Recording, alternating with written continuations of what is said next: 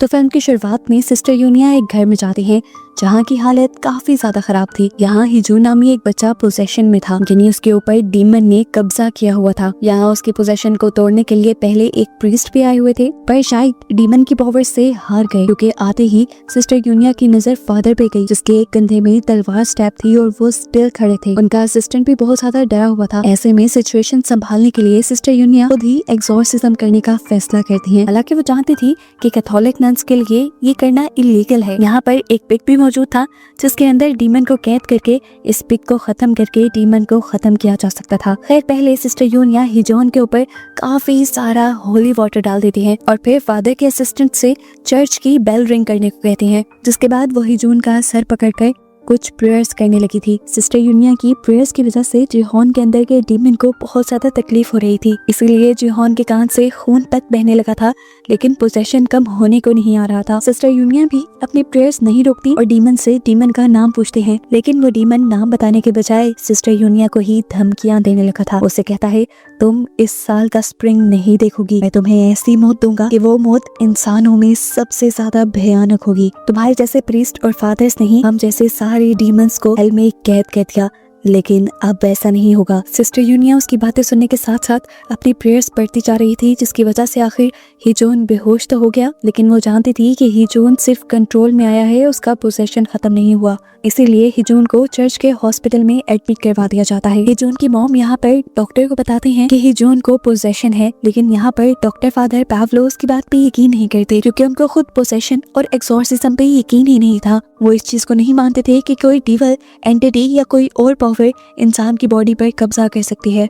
यही बात वो हिजोन की मॉम कभी समझाने की कोशिश करते हैं कि आपके बेटे को किसी किस्म का पोजेशन नहीं है, ये एक मल्टी पर्सनालिटी डिसऑर्डर है जिससे आपका बेटा गुजर रहा है और एग्रेशन में है। लेकिन हिजोन की मॉम ने फादर पावलो को बताया वो पोजेशन नहीं है, काफी मर्तबा उसका एक्सॉर्सिज्म भी किया गया, यहाँ तक के 2 फादर्स उसका एक्सॉर्सिज्म करने में नाकाम भी हो गए। लेकिन फिर उस दिन सिस्टर यूनिया ने आकर सब कुछ हैंडल किया। ये सुनकर डॉक्टर पावलो, जो खुद एक प्रीस्ट थे, वो काफी हैरान हुए, क्योंकि कैथोलिक नन्स एक्सॉर्सिज्म नहीं कर सकती थी, ये काम उनके लिए इलीगल था। और इसी वजह से हम देखते हैं कि सिस्टर यूनिया को चर्च की मैनेजमेंट ने भी मीटिंग में बुलाया हुआ है। यहाँ पर अपनी सफाई देते हुए सिस्टर यूनिया बताती हैं कि उस टाइम सिचुएशन बहुत ज्यादा खराब थी, एक्सॉर्सिज्म के अलावा कोई दूसरा ऑप्शन नहीं था। सिचुएशन को कंट्रोल करने के लिए मैंने एक्सॉर्सिज्म किया और अभी भी उस बच्चे को एक्सॉर्सिज्म की जरूरत है। वो मैनेजमेंट से कहती है, अगर पॉसिबल हो तो हमें फादर किम और फादर जॉय को बुला लेना चाहिए, जो बहुत ज्यादा एक्सपर्ट थे, ताकि वो बच्चे का एक्सॉर्सिज्म कर सकें, क्योंकि उस बच्चे के अंदर एक नहीं बल्कि कई डीमन एक टाइम में है और एक डीमन उसमें से सबसे ज्यादा पावरफुल है, जो अपना नाम भी नहीं बता रहा। लेकिन यहाँ कोई भी सिस्टर यूनिया की बातों को सीरियस नहीं लेता। दिखाया जाता है कि यूनिया खुद उसी फादर के पास गई थी जो उस बच्चे का एक्सॉर्सिज्म करने में हार गए थे। फादर ने हिजोन का सारा केस यूनिया को समझाया, उसकी बनाई हॉन्टेड ड्राइंग्स भी उसे दे दी और आगे इस पोजेशन को खत्म करने की जिम्मेदारी उसने सिस्टर यूनिया को दे दी। सिस्टर यूनिया जब वहाँ से जाते हैं तो हम फादर को अजीब सी हालत में देखते हैं और पता चलता है कि फादर के ऊपर भी ईवल चीजों ने कब्जा बना लिया है, क्योंकि क्रिश्चियनिटी में माना जाता है अगर कोई भी फादर एक्सॉर्सिज्म करने में फेल हो जाए तो ईवल चीजें उन्हीं के ऊपर कब्जा कर लेती हैं, और ऐसा ही कुछ इन प्रीस्ट के साथ भी हुआ है। इसके बाद सिस्टर यूनिया जाती हैं डॉक्टर पावलो के पास। वो उनसे जिहोन के एक्सॉर्सिज्म की परमिशन लेना चाह रही थी, लेकिन डॉक्टर पावलो को इन चीजों पे बिल्कुल बिलीव नहीं था। वो उसे हॉस्पिटल से डिस्चार्ज करने की परमिशन देते ही नहीं है। सिस्टर यूनिया उनकी सोच बदलने के लिए उनको काफी सारी बातें बताती हैं, काफी सारी बाइबल की वर्स भी सुनाती हैं जिनमें एक्सॉर्सिज्म के बारे में बताया गया था। लेकिन डॉक्टर पावलो अभी भी उनकी बात नहीं मानते और कहते हैं कि जब तक जिहोन मेरा पेशेंट है मैं तब तक उस पर एक्सॉर्सिज्म की परमिशन नहीं दूंगा। फिर सिस्टर यूनिया भी जाते हुए उन्हें कह ही जाती हैं, मैं किसी भी हाल में जिहोन को बचा कर रहूंगी और उसका एक्सॉर्सिज्म भी करूंगी। यहाँ हमें जिहोन की मॉम को दिखाया जाता है, जिनको पैसे लेने वाले लोग फोन कर करके तंग कर रहे थे। एक आदमी तो उनको ये तक कह देता है कि तुम्हारा हस्बैंड भी मर गया और इसी तरह तुम्हारा पागल बेटा भी मर जाएगा। ये बात सुनकर वो बुरी तरह टूट जाती हैं। एक आखिरी मर्तबा जिहोन को देखती हैं और फिर विंडो से जंप करके सुसाइड कर देती हैं। उसके नीचे गिरते ही सभी लोग उसके चारों तरफ इकट्ठे हो गए थे। डॉक्टर पावलो और उनकी असिस्टेंट डॉक्टर मिकाइला भी, सिस्टर यूनिया भी यहाँ आ चुकी थी जिहोन की मॉम की डेड बॉडी के पास। उसे अजीबोगरीब डीमंस की बोलने की आवाजें आ रही थी। यहाँ उन्हें नेगेटिव एनर्जीज फील हो रही थी। ये उनके अंदर की सुपर पावर थी कि वो नेगेटिव एनर्जीज को फील कर सकती थी। वो कुछ पढ़कर इन नेगेटिव एनर्जीज को यहाँ से भगाने की कोशिश करती हैं और डॉक्टर मिकाइला ये नोटिस कर लेती हैं। अब रात में सिस्टर यूनिया अकेले में डॉक्टर मिकाइला से मिलने के लिए आती हैं, क्योंकि वो भी एक सिस्टर ही थी। वो सिस्टर मिकाइला को बताती हैं कि मेरे अंदर एक सुपर पावर है, मैं इविल एनर्जीज को फील कर सकती हूँ और मैं जानती हूँ कि जिहोन के अंदर डीमंस है, हमें उसका एग्जॉर्सिज्म करना है। क्या तुम मेरी इसमें मदद करोगी? मैं चाहती हूँ कि तुम भी मेरी तरह एक डीमन स्पॉन हो और तुम्हारे अंदर भी कोई सुपर पावर होगी। डीमन स्पॉन वो बच्चे होते हैं जिनकी मॉम्स को प्रेगनेंसी के टाइम या उससे पहले डीमन पोसेस कर लेते हैं। ऐसे में डीमन की कुछ एनर्जीज उन बच्चों के अंदर चली जाती हैं।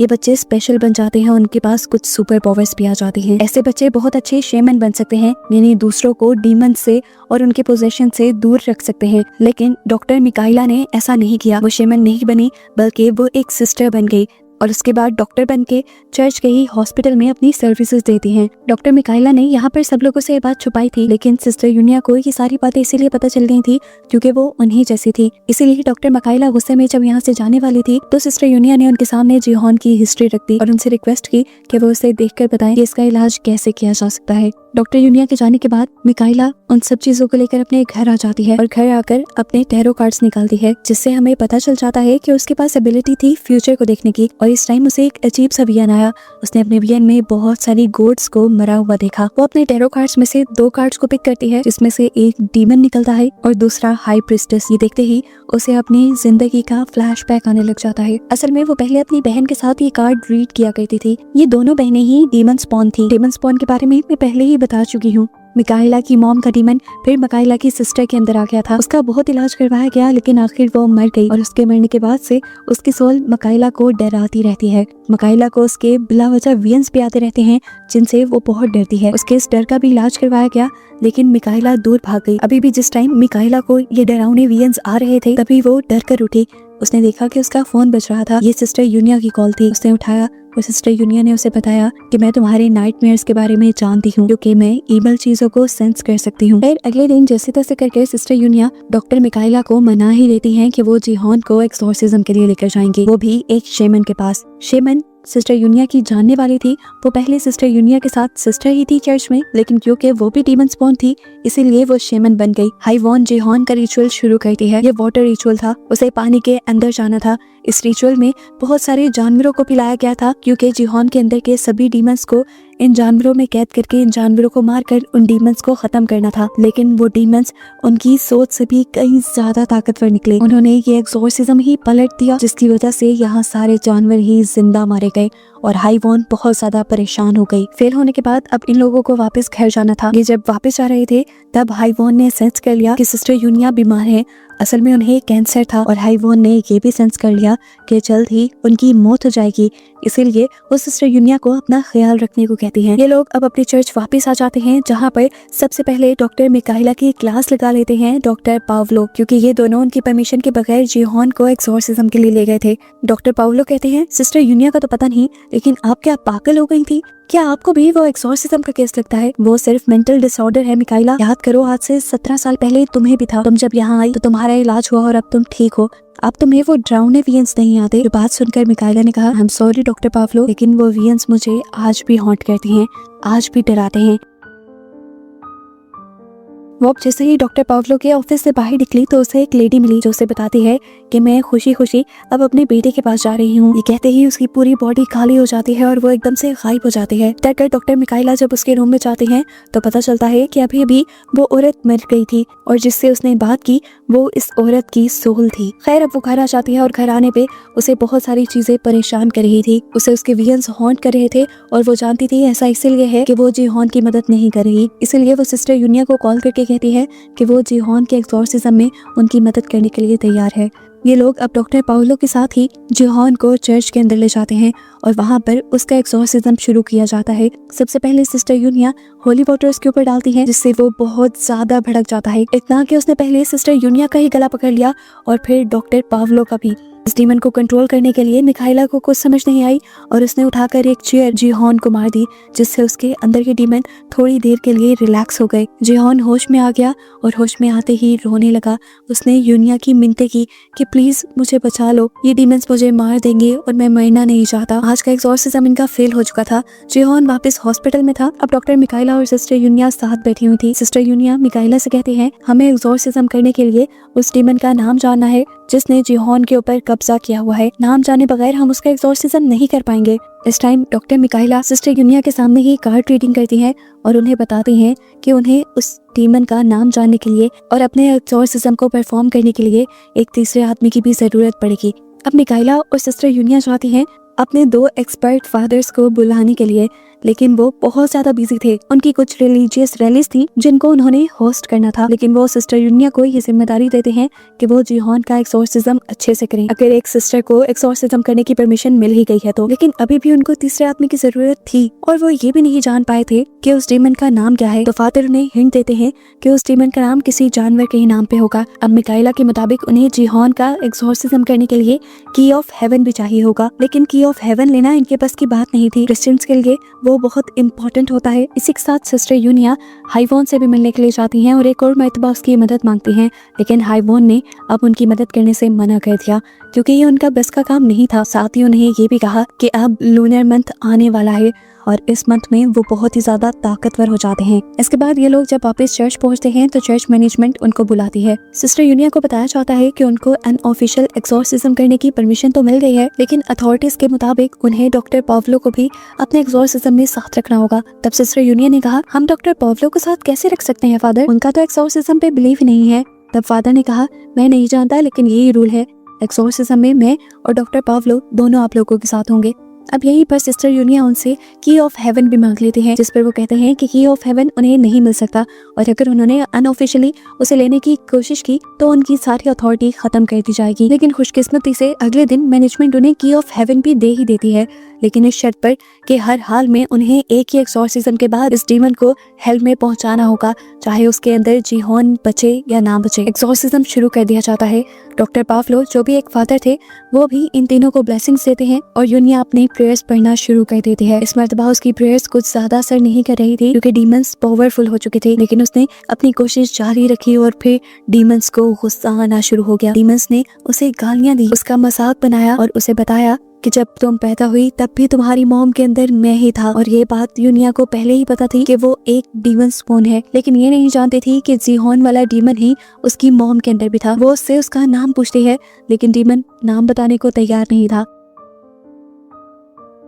यूनिया उसे कहती है, तुम कमजोर हो, अकेले हो, लेकिन डीमन ने बताया, मैं एक नहीं हूँ और हम सब की पावर मिलकर तुम्हारी सोच से भी कहीं ज्यादा है। वो बताता है कि उसने दुनिया में आने के लिए 233 साल इंतजार किया और इसके बाद वो हर साल इस दुनिया में आता रहा। हर साल किसी न किसी को अपना शिकार बनाकर वो मारता रहा। उसे बच्चे बिल्कुल नहीं पसंद और वो दुनिया के बच्चों को मारना चाहता है। वो बताता है कि वो अभी तक 292 बच्चे मार चुका है। ये बातें बताने का मकसद ये नहीं था कि डीमन यूनिया को डरा रहा था, वो सिर्फ यूनिया को डिस्ट्रैक्ट कर रहा था। यूनिया जब उसकी बातें सुन रही थी तभी वो कमरे में हलचल मचा देता है और एक अलमारी यूनिया के ऊपर गिरा देता है। मिकाइला बहुत ज्यादा घबरा जाती है और यूनिया से पूछती है, अब क्या करोगी? वो उसे कहती है, मुझे की ऑफ हेवन दो, जो लेकर वो दोबारा अपनी प्रेयर्स पढ़ने लग जाती है। लेकिन इस मर्तबा भी उसके ऊपर ज्यादा कुछ फर्क नहीं पड़ रहा था। थोड़ी ही देर में बाहर हाइवोन का असिस्टेंट भी आ गया इन लोगों की मदद करने के लिए। बाहर शीमन रिचुअल भी शुरू कर दिया गया डीमन को भगाने के लिए। यूनिया ने मिकाइला से दरवाजा खोलने को कहा जहाँ से बाहर की आवाजें अच्छी तरह अंदर आ सकें और शीमन रिचुअल की आवाजें सुनकर